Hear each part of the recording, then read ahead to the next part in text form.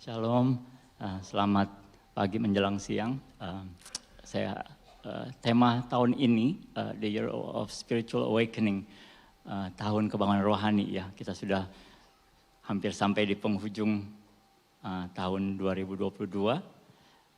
Tema bulan Oktober kita akan belajar firman Tuhan dari Roma 8 ayat 37. We are more than conquerors through Jesus. Firman ini berkata, dalam semuanya itu kita lebih daripada orang-orang yang menang, yang oleh Dia yang telah mengasihi kita. Jadi hari ini saya akan sampaikan firman Tuhan bertema jangkar di tengah badai. Saya ambil teksnya dari Ibrani 6 ayat 18 dan 19 ya. Supaya oleh dua kenyataan yang tidak berubah-ubah tentang mana Allah tidak mungkin berdusta, kita yang mencari perlindungan beroleh dorongan yang kuat untuk menjangkau pengharapan yang terletak di depan kita. Pengharapan itu adalah sauh yang kuat atau jangkar yang kuat dan aman bagi jiwa kita yang telah dilabuhkan sampai ke belakang tabir. Amin. Sama seperti cuaca, ada cuaca yang normal, ada cuaca yang ekstrim. Mungkin belakangan ini kita lebih melihat cuaca yang ekstrim ya, yang pagi bisa cerah, tiba-tiba siangnya bisa jadi gelap dan langsung hujan besar. Demikian juga dengan hidup kita.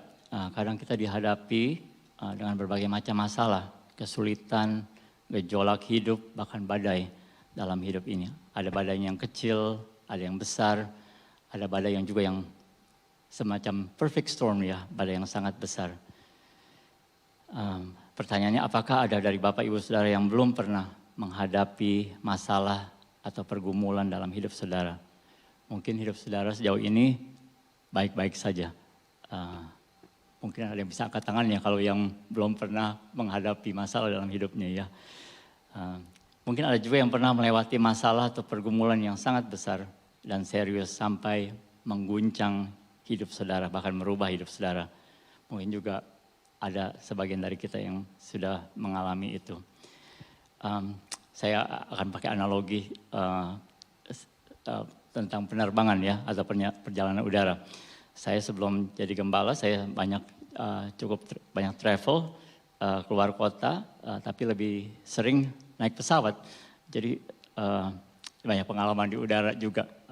Ini cerita penerbangan dari Jakarta ke Bandar Lampung, yang sebenarnya hanya singkat ya, karena dekat sekali jaraknya, biasanya hanya 25 menit perjalanan penerbangannya, dan biasanya ketinggian juga nggak bisa tinggi-tinggi karena baru naik, nggak lama lagi turun lagi dia pesawatnya.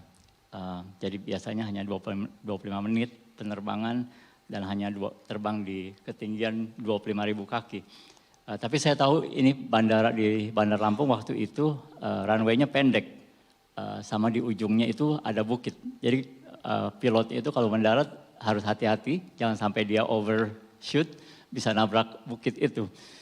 Nah waktu itu saya cuaca di Jakartanya baik, tapi ketika mau mendarat di Bandar Lampung, cuacanya buruk sekali ya, awannya juga tebal banget.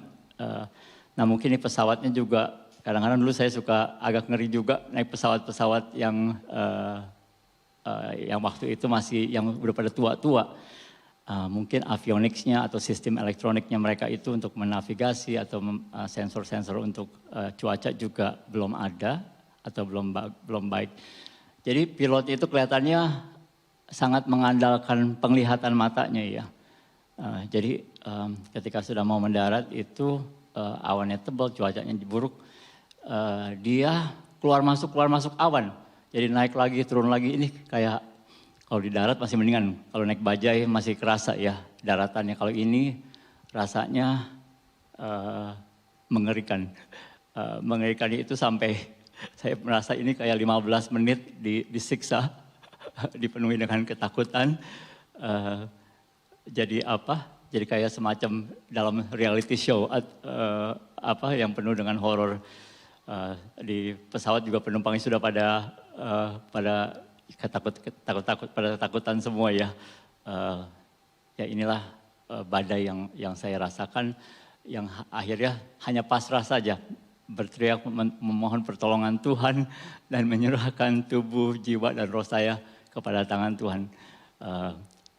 Bisa kepikiran juga apa ini mungkin di akhir hidup saya juga. Jadi ada juga badai yang seperti ini. Jadi badainya itu intens, besar, dan menakutkan.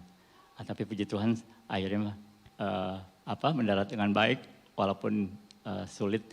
Nah yang kedua ada model badai yang seperti ini. Ini ada penerbangan dari Surabaya ke Bandung. Waktu itu mungkin anginnya itu yang mengarah ke arah Surabaya itu kencang sekali ya. Anginnya lagi banyak angin. Jadi selama perjalanan penerbangan 1 jam 15 menit itu pesawatnya nggak pernah stabil dia. Goyang-goyang terus. Saya pikir, aduh kenapa ya begini? Maksudnya membuat hati nggak nyaman. Karena pesawatnya karena anginnya besar, turbulence-nya atau gejolaknya itu, guncangannya itu makan tambah besar. Jadi kadang besar, kadang kecil. Tapi hampir di seluruh perjalanan sejam lebih itu penuh dengan ketegangan juga ya. Saya kadang-kadang suka ngeliat pesawat-pesawatnya kita ini waktu itu sudah agak tua, ada yang udah ada kayak retak-retak begitu, ada yang udah lagi didempul. Jadi saya pikir apakah kuat ya sejam ngelawan angin seperti ini tanpa sayapnya patah atau badan pesawatnya pecah dan seterusnya. Nah ini juga mengingatkan saya bahwa memang ada badai juga yang seperti ini. Jadi ada badai yang sangat keras dan menakutkan, ada yang badai yang memang menguji iman percaya kita. Ada juga badai yang menguji daya tahan kita ya. Ada badai yang menguji kesetiaan kita kepada Tuhan. Ada badai yang ringan, ada badai yang singkat. Ada yang badai yang lama durasinya. Ya kadang-kadang kita seperti dalam terowongan yang sangat gelap, yang gak kelihatan titik cahaya di ujungnya ya. Tapi ada juga badai yang datang terus menerus. Satu selesai, satu lagi datang lagi yang berikutnya. Bentuknya pun bisa berbeda-beda. Ada yang badai yang menerpa mungkin kesehatan saudara. Ada badai yang mungkin menghantam keuangan kita. Ada juga badai yang menghancurkan hubungan-hubungan, bahkan rumah tangga juga.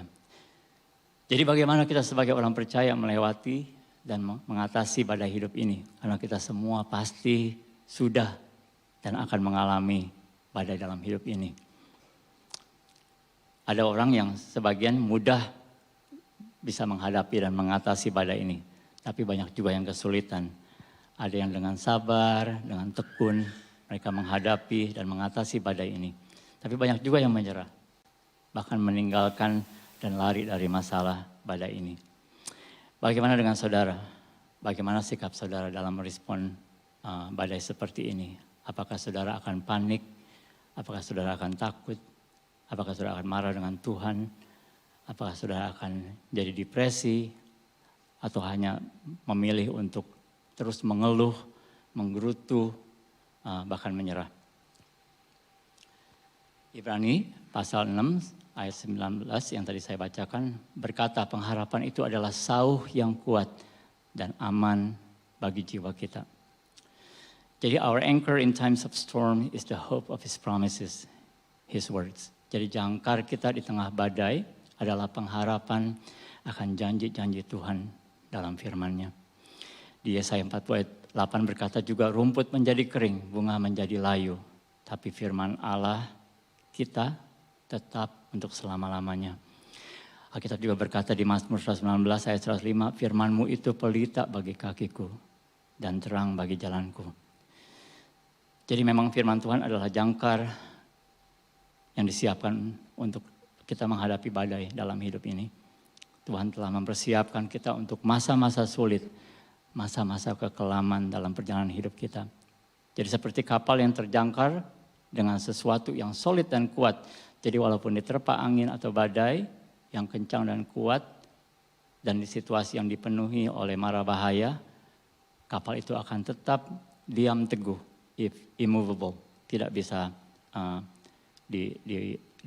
digerakkan. Jadi jangkar adalah simbol atau ada simbol dari stabilitas dan keamanan. Dan setiap kapal biasanya memiliki paling sedikit 1 jangkar atau lebih. Tuhan telah memberikan kita suatu jangkar yang kuat yang kita butuhkan. Jadi ketika ada badai, kehidupan menerpa kita, kita jadi siap. Jadi pertanyaannya, bagaimana cara dan sikap saudara melewati badai dalam hidup saudara? Apakah saudara hanya akan mengeluh? Apakah saudara hanya akan menggerutu? Atau saudara akan melarikan diri dari badai itu dan menyerah? Jadi ini pertanyaan untuk kita diri sendiri. Bagaimana kita akan mengatasi badai ketika datang menerpa kita. Jangkar dari setiap orang percaya adalah firman Tuhan. Jangkar inilah yang bisa membantu saudara melewati badai dalam hidup. Badai yang datang juga menerpa kita dalam bentuk yang berbeda-beda untuk setiap pribadi. Dan dalam setiap musim kehidupan juga berbeda-beda ya badainya.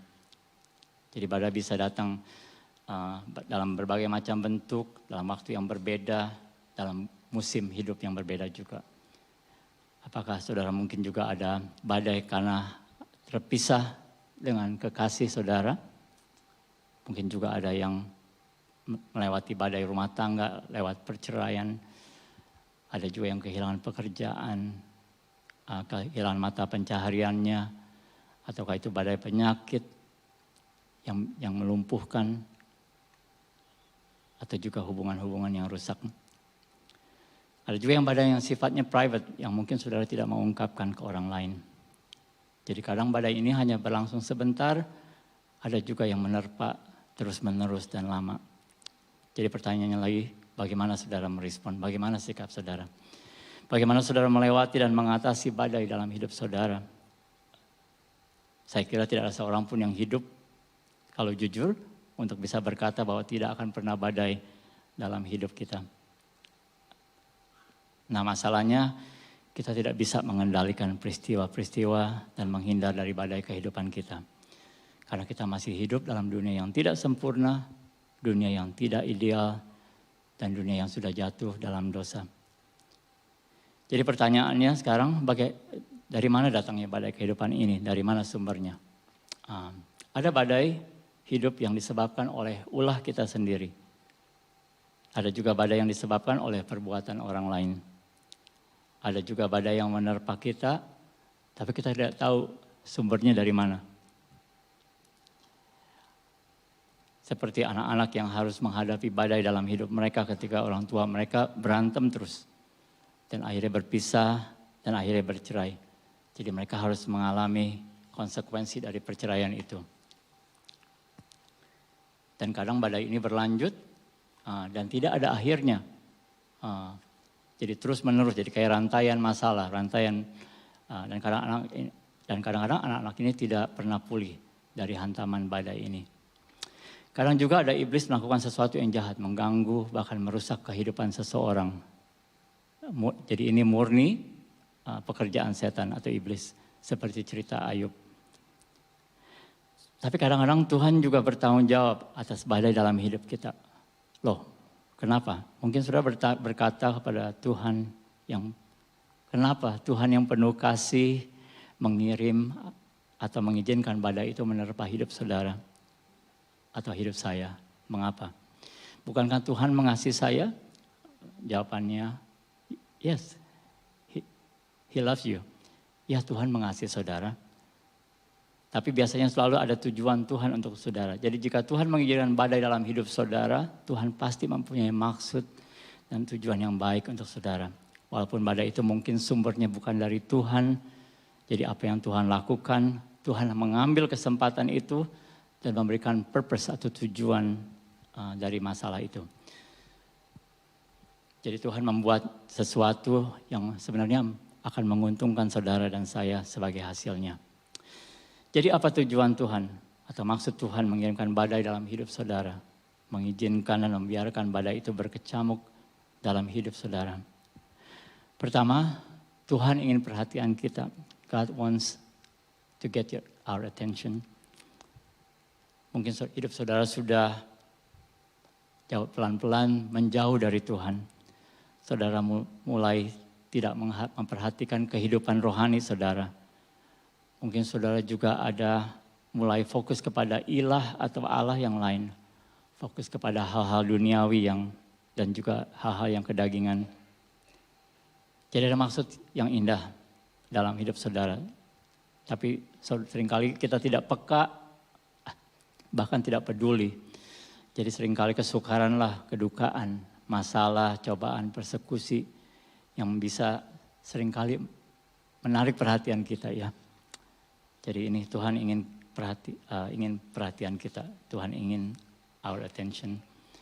Yang kedua, sumbernya itu Tuhan ingin mengingatkan akan dosa-dosa yang masih membelenggu hidup saudara. Dosa-dosa yang mungkin dibiarkan bertumbuh kembang dalam hidup saudara. Banyak orang yang mungkin mulai dari suatu dosa yang kecil, seperti ngebohong. Seperti angin kecil yang akhirnya menjadi badai yang besar, yang tidak terkendali dan out of control. Ada cerita di sebuah tempat kasino di namanya The Mirage di Las Vegas. Mereka ada pertunjukan, ini ada dua orang, Siegfried dan Roy Horn namanya. Mereka ini pertunjukan macan putih ya di tempat ini. Jadi macan ini dipelihara dari kecil. Memang dari kecil itu macan ini udah warnanya putih, jadi agak langka. Dan memang cute banget, sama seperti kucing lah. Kalau ngeliat kucing itu lucu-lucu ya. Betulnya ini macan bagus. Nah akhirnya mereka terus pelihara ini macan ada dua kalau nggak salah. Jadi mereka bukan hanya memelihara ini macan tapi juga melatih. Akhirnya mereka bisa melakukan performance dengan macan ini. Jadi mereka jadi terkenal dan jadi berhasil dalam performance ini. Tapi suatu saat ini macan tidak tahu kenapa akhirnya menyerang dan menerkam salah satu menyerang Pak Roy ini, hampir membunuh dia. Nah sama juga dengan dosa ya. Mula-mula mungkin oke, cute, bagus, enak. Lama-lama dia membesar, akhirnya dosa itu akan menyerang kita dan menaklukkan kita. Jadi inilah Tuhan seringkali mengirimkan badai ini untuk mengingatkan kita akan mungkin ada dosa-dosa yang masih membelenggu hidup kita yang perlu dilepaskan, yang perlu diampuni. Jadi itu yang kedua. Yang ketiga Tuhan ingin kita fokus kepada kekekalan dan menyingkirkan semua halangan yang merintangi kita untuk fokus supaya kita bisa fokus kepada Tuhan. 1 Yohanes 2 ayat 15 berkata, janganlah kamu mengasihi dunia dan apa yang ada di dalamnya. Jikalau orang mengasihi dunia, maka kasih akan Bapa tidak ada di dalam orang itu. Jadi Tuhan itu cemburu juga ya. Tuhan kita tidak mau kita terdistraksi, terbelah dua untuk mengasihi dunia. Iya, mengasihi Tuhan juga iya. Tuhan ingin kita untuk fokus pada Tuhan, mengasihi Dia. Tuhan juga ingin mengingatkan kita lewat badai ini untuk menyerahkan apa yang saudara pegang erat-erat yang gak mau dilepas. Mungkin apakah itu mungkin harta, kekayaan, ketenaran, ambisi atau kekuasaan yang menghalangi saudara untuk hidup percaya dan bersandar kepada Tuhan. Untuk mengasihi Tuhan dengan sepenuh hati. Jadi Tuhan ingin saudara melonggarkan genggaman itu dan menyerahkan semua yang fana itu kepadanya. Tuhan mempunyai rencana yang lebih indah untuk saudara dan saya. Matius 6 ayat 19 berkata, janganlah kamu mengumpulkan harta di bumi. Di bumi ngengat dan karat merusakkannya dan pencuri membongkar serta mencurinya. Tapi kumpulkanlah bagimu harta di surga. Di sorga ngengat dan karat tidak merusakkannya dan mencuri tidak membongkar serta mencurinya. Karena di mana hartamu berada, di situ juga hatimu berada. Sepertinya ini benar ya. Saya dulu pikir kalau nggak punya uang, pengen punya uang. Sudah punya uang makin banyak, kayaknya hati kita makin banyak mikirin uang juga ya. Terbalik. Seringkali kalau pergi ke acara motivasi itu biar kamu hidup independen. Maksud karena kamu punya banyak harta, uang, Jadi nanti di masa tua kamu tinggal oncang-oncang kaki karena sudah banyak uangnya. Tapi ternyata tidak seperti itu ya. Itu hanya karena karakteristik manusia itu ya begitu. Semakin banyak, semakin dia mikirin malahan. Apakah ntar hilang atau enggak dan seterusnya. Jadi ini firman Tuhan ini mengingatkan kita di mana hartamu berada, di situ juga hatimu berada. Memang kalau kita nggak bisa bilang Tuhan saya akan mengasihi engkau lebih nanti kalau saya udah kaya. Jadi saya ada banyak waktu untuk fokusin pada Tuhan. Tapi kenyataannya seringkali tidak seperti itu. Semakin banyak harta, kekayaan, malahan Tuhan di nomor 2 kan. Tidak menjadi fokus dalam hidup kita. Karena kita merasa kita bisa semuanya. Jadi inilah yang Tuhan seringkali ingin ingatkan kita untuk fokus kepada kekekalan dan menyingkirkan semua halangan yang merintangi kita untuk fokus kepada Tuhan. Nah yang 4, Tuhan ingin juga menguji iman kita, memperbaiki, memurnikan, merefine pribadi kita, karakter kita, agar kita bisa menjadi emas yang murni ya. Jadi seperti cerita di Ayub, Tuhan menguji iman Ayub dan memperbaiki karakternya. Ayub yang hidupnya tadinya makmur, sejahtera, dirubah. Hidupnya menjadi hancur dan berantakan. Setelah kehilangan semuanya, tapi Ayub masih bisa berkata, "Though God slay me, yet I will trust him." Walaupun Tuhan hendak membunuh aku, tidak ada harapan bagiku, namun aku hendak membeli perilaku di hadapannya. Jadi walaupun Tuhan mengizinkan saya untuk dibunuh, untuk tidak punya harapan dalam sisa hidup saya, tapi saya terus akan percaya pada Tuhan. Jadi Ayub mendeklarasikan kepercayaan yang penuh akan Tuhan. Di ayat 19, pasal 19 ayat 25, Ayub berkata, "Aku tahu penebusku hidup dan yang akhirnya ia akan bangkit di atas debu." Jadi ini kata-kata dari mulut seorang yang hidupnya hancur dari penderitaan yang dialaminya di tangan iblis. Lewat pengalaman Ayub inilah juga Alkitab mengajarkan model sikap yang harus kita contoh dan ikuti terhadap penderitaan. Jadi meskipun dalam kesulitannya Ayub berkata, "Dengan telanjang aku keluar dari kandungan ibuku. Dengan telanjang juga aku akan kembali ke dalamnya." Tuhan yang memberi, Tuhan yang mengambil, terpujilah nama Tuhan. Jadi Tuhan dalam proses ini menguji iman Ayub dan memurnikan karakternya. Jadi Ayub keluar dari badai yang sangat dahsyat ini menjadi orang yang lebih baik dan lebih bijaksana, yang menunjukkan kesabaran, kesetiaan di tengah gejolak hidup yang besar.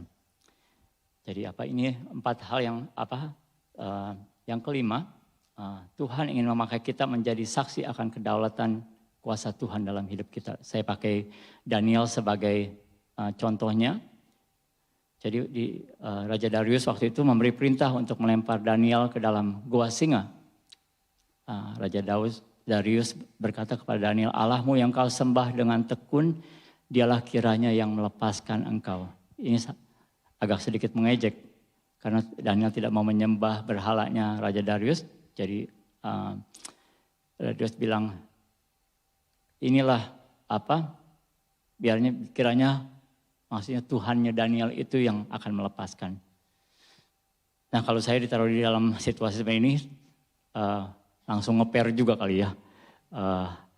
Di pesawat aja bisa begitu, apalagi seperti Daniel ini. Jadi ini emang 2 contoh, Ayub dan Daniel ini 2 contoh yang cukup ekstrim. Jadi walaupun dalam situasi yang mencekam dan menakutkan, iman Daniel tidak tergoyahkan. Lalu pada pagi hari berikutnya di Daniel 6 ayat 21, Daniel berkata kepada Raja, "Ya Raja, kekalah hidupmu. Allahku telah mengutus malaikatnya untuk mengatupkan mulut singa-singa itu, sehingga mereka tidak mengapa-ngapakan aku. Karena ternyata aku tidak bersalah di hadapannya, tapi juga terhadap Tuanku. Ya Raja, aku tidak melakukan kejahatan." Jadi bagaimana Daniel survive atau bertahan hidup? Apakah singa-singanya mungkin lagi nggak nafsu makan, lagi sakit? ataukah kenapa? Nah, menurut sejarah sebenarnya waktu itu kalau ada rencana untuk mengeksekusi terdakwa hukuman mati, biasanya binatang-binatang buas seperti singa itu tidak diberi makan berhari-hari ya. Jadi mereka itu pasti lapar dan ganas karena saking laparnya itu. Jadi kalau seperti Daniel dilemparkan ke gua singa itu pasti langsung diterkam dan langsung dimakan sama singa-singa tersebut. Tapi Daniel tahu bahwa nasibnya Daniel itu tidak pernah ada di tangan manusia. Hidupnya dia tahu ada di tangan Tuhan. Disitulah ada kemenangan. Jadi Daniel survive karena mempercayakan hidupnya di dalam tangan Tuhan dan iman percayanya kepada janji-janji Tuhan. Jadi ini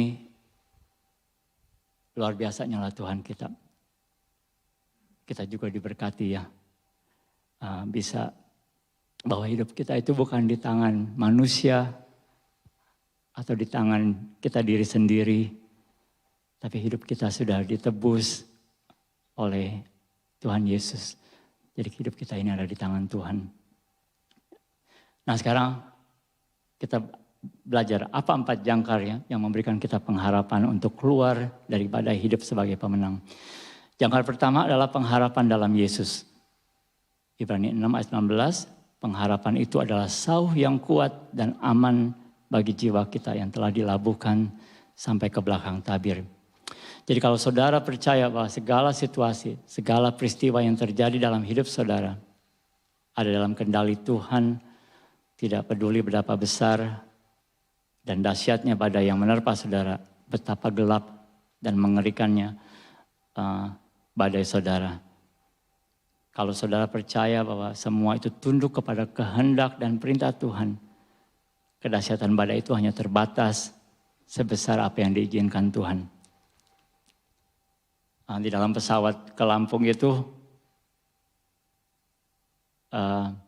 gelap dan mengerikan.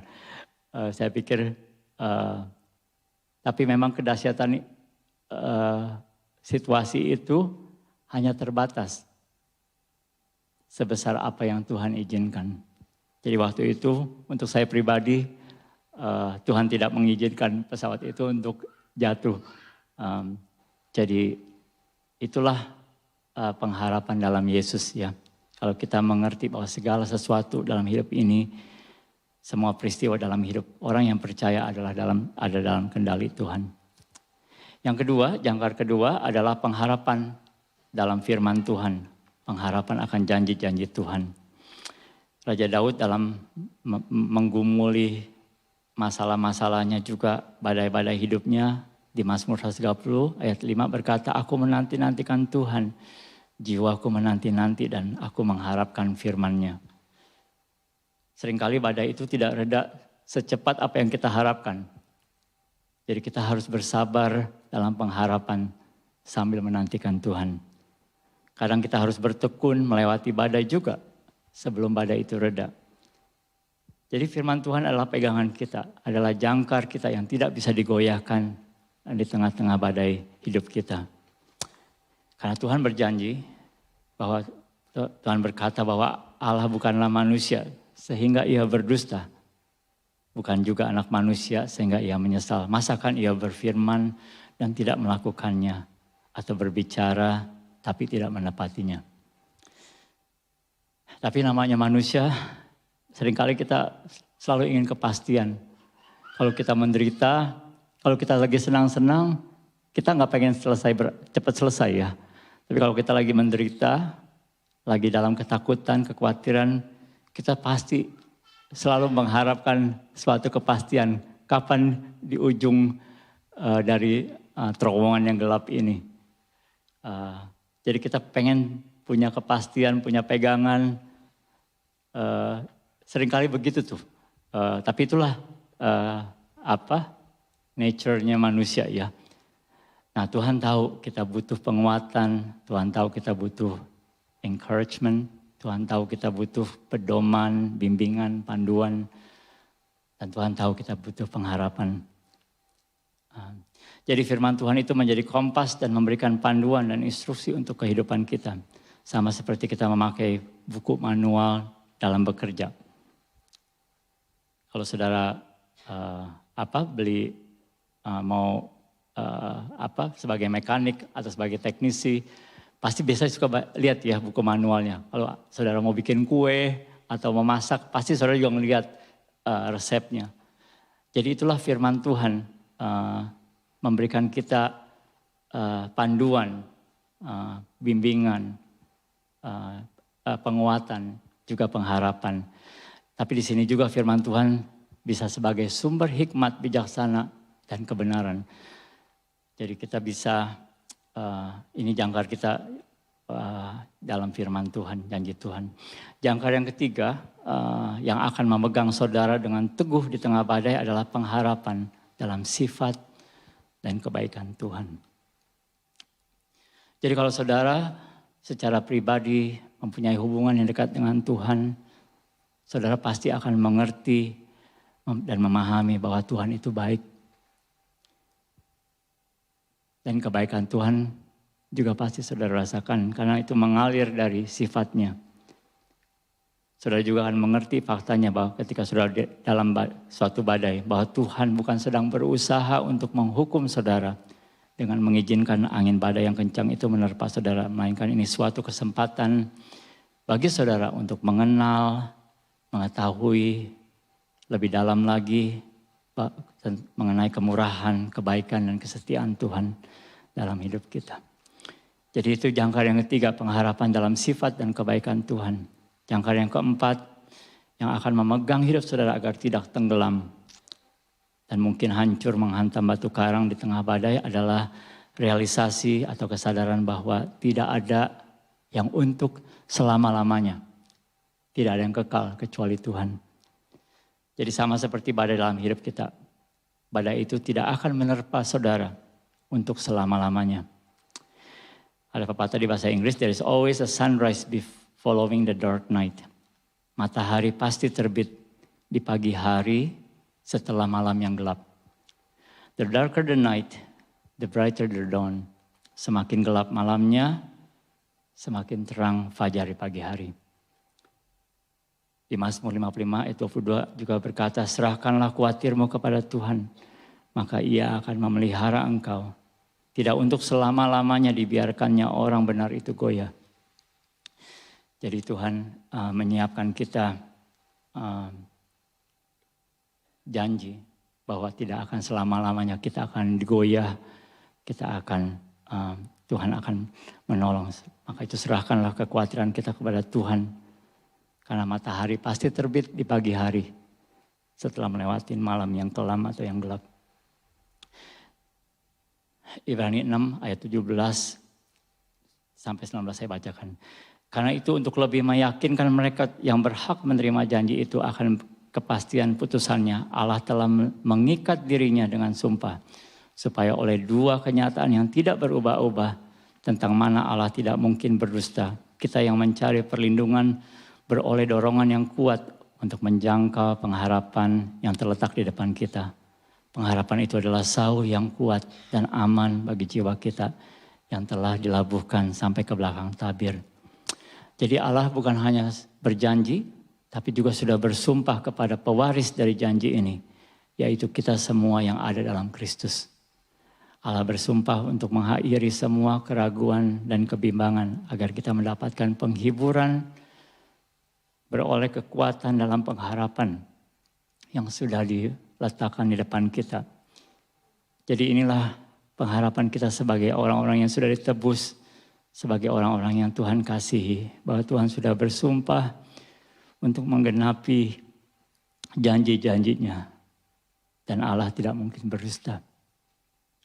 Jadi apakah saudara bersedia untuk menyerahkan semuanya? Masalah saudara, kekhawatiran saudara, ketakutan saudara, harapan saudara, cita-cita saudara ke dalam tangannya. Dan saudara bisa berdiri tegak dan teguh tanpa bimbang dalam kasih setianya. Dan percaya sepenuhnya bahwa janji-janji Tuhan itu akan digenapi. Memang kita tidak bisa memaksa Tuhan dengan cara dan waktu kita untuk meredakan atau memberhentikan badai dalam hidup kita. Tapi kita bisa menjangkarkan hati kita kepada firman-Nya, kepada janjinya. Menyerahkan semuanya dalam rencana dan waktu Tuhan yang terbaik. Sebelum saya tutup, saya bacakan satu perikop lagi dari Mazmur 121 ayat 1. Aku melayangkan mataku ke gunung-gunung, dari manakah akan datang pertolonganku? Pertolonganku ialah dari Tuhan yang menjadikan langit dan bumi. Ia tidak akan membiarkan kakimu goyah. Penjagamu tidak akan terlelap.